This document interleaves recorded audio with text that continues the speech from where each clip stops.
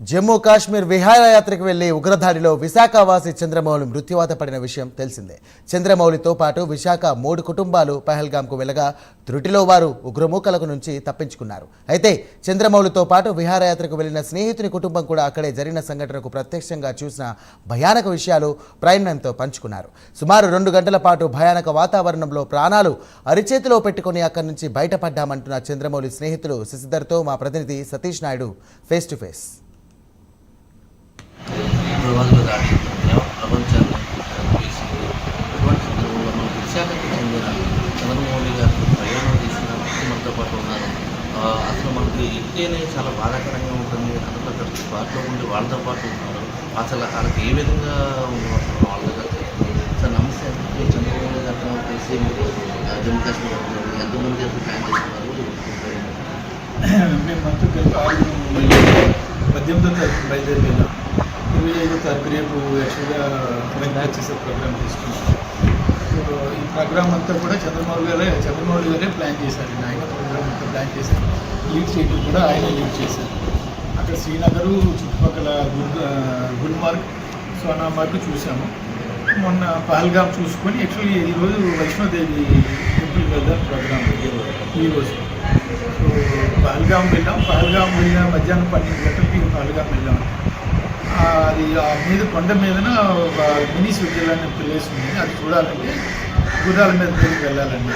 గుర్రాల మీద వెళ్ళడానికి దారి లేదు, సరైన దారి లేదు. అంతా వాళ్ళు తేలిన ఒక చిన్న బాబులా ఉంది వ్యాలీలో. ఆ వ్యాలీలో వచ్చి గుర్రాల మీదకి వెళ్ళాము.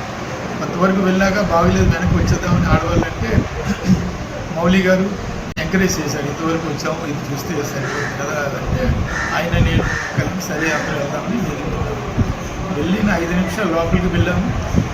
వెంటనే ఏమైనా తిందామా అంటే లేదు, టాయిలెట్స్కి వెళ్ళి వద్దామని. టాయిలెట్స్ కొద్దిగా ఆ ప్లేస్లో ఓపెన్ స్పేస్ అది మొత్తం మీద. ఆ ఓపెన్ స్పేస్కి ఒకవైపు దట్టమైన దేవదారు పైన ట్రీస్ ఉన్నాయి. ఆ బ్యాక్గ్రౌండ్లో ఏంటంటే హిమాలయస్ ఉంటాయి. సో ఆ ఓపెన్ ప్లేస్ అందరూ ఆడుతున్నారు. అంటే మేము వేసే పిల్లలు పెద్దలు అందరూ ఆడుతున్నారు, ఫొటోస్ తీసుకున్నారు. మేము టాయిలెట్స్కి వెళ్ళాం. టాయిలెట్స్కి 2-3 టాయిలెట్స్కి వెళ్ళి బయటకు వచ్చారు. ఇందులో మాకు ఆ చెట్ల దగ్గర నుంచి అటువంటి గన్ షాట్స్ వినబడ్డాయి. అది ఏదో హంట్ చేస్తున్నారో ఏదో షాట్స్ ఆ 3-4 మళ్ళీ వినబడ్డాయి. ఈ క్యాంటీన్స్ దగ్గర ఎక్కువ మంది ఉన్నారు. అక్కడ గ్రౌండ్లో 2-3 పడిపోయి ఆడవాళ్ళు ఏదో అరుపులు ఏడుపులు వినబడ్డాయి.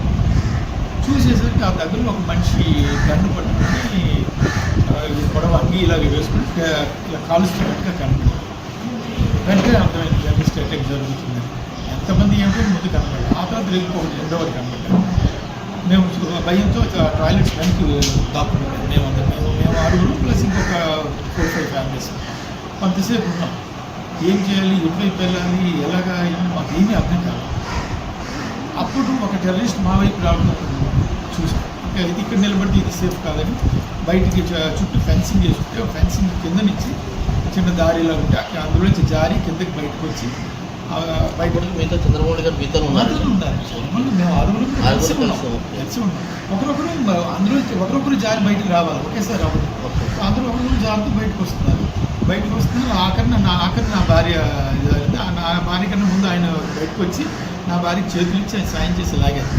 చేసి అప్పుడు మళ్ళీ ఆ వాగు దాటి మళ్ళీ కొండ వాళ్ళు ఆ కొండ వాళ్ళ మీదకి ఎక్కి చెట్ల పక్కకు వెళ్ళాను. సో నేను కొద్దిగా 150 మీటర్ల దూరంలోకి నేను వెళ్ళాను. వెనక్కి తిరిగి చూసేసరికి చెట్టు కనబడ్డారు. నా భార్యను ఇంకొక సిసి గారిని మాట్లాడించాను. నాకు చంద్రమౌళి గారు కనబడలేదు. వీళ్ళ అతి సమీపంలోనే నేను టెర్రరిస్ట్ని చూశాను. ఇలాగ నాకు కనబడ్డాడు. నేను చెట్టు ఉన్నాడు. వాడు ఏం చేస్తాడో చూస్తున్నాను. ఇలాగ గన్తోని 3-4 షాట్స్ పేల్చినట్టు కనబడింది. ఈ లెవెల్లో చెస్ట్ రేంజ్లో ఎవరిని పేల్చాడు, ఏం చేశాడో ఏంటో లేకపోతే భయపెట్టడానికి పేల్చాడని అనుకున్నాను. ఎందుకంటే లేడీస్ నేను చూడలేదు. లేడీస్ వైపు 2 అడుగులు 3 అడుగులు వేశాను. వీళ్ళ చీరలు ఏవో కనబడినట్టు. దాంతో ఏం చేశాను, వాడు వెనక్కి వెళ్ళిపోయి చూశాను. వాడు వెనక్కి వెళ్ళిపోయాడు. అలా ఒక 5 నిమిషాలు మేము ఆగిపోయాం. ఇందులో ఆ గ్రౌండ్లో నుంచి ఇంకా గన్ షాట్స్ కనపడుతున్నాయి. అరుపులు, ఆడవాళ్ళు అరుపులు క్యాకులు కనబడుతున్నాయి.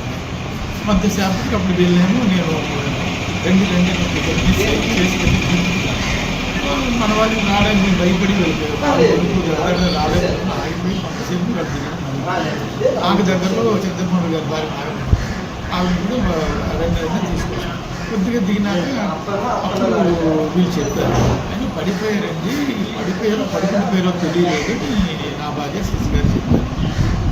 పడుకునిపోతే పర్వాలేదు వచ్చేస్తారు, మనకి కొద్దిగా ముందుకెళ్ళి వెయిట్ చేద్దాం కానీ ఇంతలో వీళ్ళని తప్పించుకునే విధంగా కొనుక్కొని అలాగా అని అనుకున్నారు. కలిసి తప్పించుకోవడం కోసం ఆయన పడుకున్నారని అనుకున్నారు. అట్లే పడిపోయారని వీళ్ళు చూడలేదు.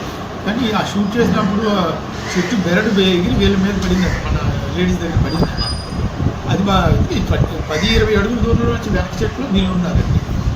వాళ్ళనేమి చేయలేదు, నన్ను చూడలేదు. ఇంకా నన్ను చూస్తే మగవాళ్ళని కాబట్టి వాడు వదిలిండేవాడు కాదు. సో వాడు వెనక్కి సేపుగా అప్పుడు మేము కొంత కిందకి దిగినాక వెనక్కి చూస్తున్నాం. ఈయన కానీ మౌలి గారు కానీ లేచి వస్తారేమో చూస్తూ వెనక్కి దిగుతున్నాం. రావట్లేదు, ఇంకేదైనా రూట్లో వస్తారా అని అనుకుంటూ ఉన్నాం అనమాట. ఏం చేయాలి అలాగా కిందకి 2 hours జర్నీ అండి. అంతా రాళ్ళలోంచి దిగుతూ రావాలి. అలాగా కింద మీద పడుతూ వస్తుంది. ఎన్ని కిలోమీటర్లు ఉంటుంది సార్? అది ఒక 1.5-2 km వాళ్ళండి. మొత్తం రాళ్ళు తీరిన దారి కాదు, వ్యాలీ మధ్యలో నీళ్లు వాగు, ఆ వాగులో రాళ్ళు పడుతుంది. అందులో చిన్న వాళ్ళ రెండు వైపులా శివ కొండ వాళ్ళు. అలాగే అందులో చాలా 2 hours పైన దగ్గర జర్నీ చేస్తే అప్పటికి 3/4 జర్నీ కవర్ అయిన టైంకి పోలీసులు మాకు ఎదురయ్యారు. వాళ్ళప్పుడు వాళ్ళు మమ్మల్ని దాటినాక అప్పుడు మాకు కొంత ధైర్యం వచ్చింది. కానీ పాపం 3 ఆచిపోతుంది, గుండె దడాది విపరీతంగా హార్ట్ బీట్ కొట్టేస్తుంది, ఆయాసం. ఏం జరుగుతుంది టెన్షన్? అదే ఆ భయం వల్ల మిగిలినవన్నీ. దానికి తోడు ఫిజికల్ స్ట్రెయిన్, ఈ కొండ దిగటం వాటి వల్ల నా మిస్సెస్కి బీపీ ఉంది, షుగర్ ఉంది, మోకాళ్ళ నొప్పులు ఉన్నాయి. పాపం అక్కడున్న లోకల్ పీపుల్ ఈ గుర్రాలు నడిపే కుర్రాలు ఉన్నారు, వాళ్ళు వచ్చి ఆడవాళ్ళకి సాయం చేసి చేతులు పట్టుకొని గిట్టి ఇటు వెళ్ళాలి అలాగే వెళ్ళి చెప్పి ఒక ఆయన వచ్చి నా భార్యని భుజాన్ని ఎక్కించుకుంటున్నాను, నడవలేకపోతే నేను గొడవలో కూలిపోయింది. వాళ్ళు సాయం చేసి లేపి భుజాల మీదకి ఎక్కించుకొని ఇప్పుడు మేర మాత ఎక్కించుకొని తీసుకెళ్ళి తీసుకెళ్ళి అక్కడున్న లోకల్ పీపుల్ అంతా చాలా కోఆపరేటివ్ ఉందంటే వాళ్ళలో ఎవరైనా నేను చూసినంత వరకు వాళ్ళ దృష్టిలో ఎవరు సపోర్ట్ చేయట్లేదు. వాళ్ళకి శాంతియుత ఈ పరిస్థితి జమ్మూ కాశ్మీర్ అక్కడికి వెళ్ళిన తర్వాత ఆ వాతావరణం సెక్యూరిటీ ఎలా ఉండేది?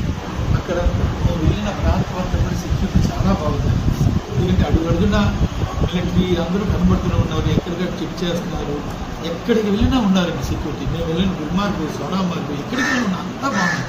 పహల్గామ్లోని ఈ పైన కొండ ఈ స్పెసిఫిక్ ప్లేస్లోనే సెక్యూరిటీ లేరు. ఎందుకు లేరు అంటే మేము క్రింద అడిగితే ఎప్పుడు ఇక్కడ ఇలాంటి సంఘటన జరగలేదు, అందువల్ల పెట్టలేదు. దట్టు సివిలియన్స్ మీదకి ఇప్పుడు ఎక్కడ కాకపోతే జరగదు, అందుకు పెట్టలేదని వాళ్ళు చెప్తున్నారు. ఇప్పుడు మీతో పాటు అక్కడ అంటే మీ ఫ్యామిలీ కాకుండా 6 కాకుండా మొత్తం అక్కడ ఎంతమంది ఉంటారంటే? ఇప్పుడు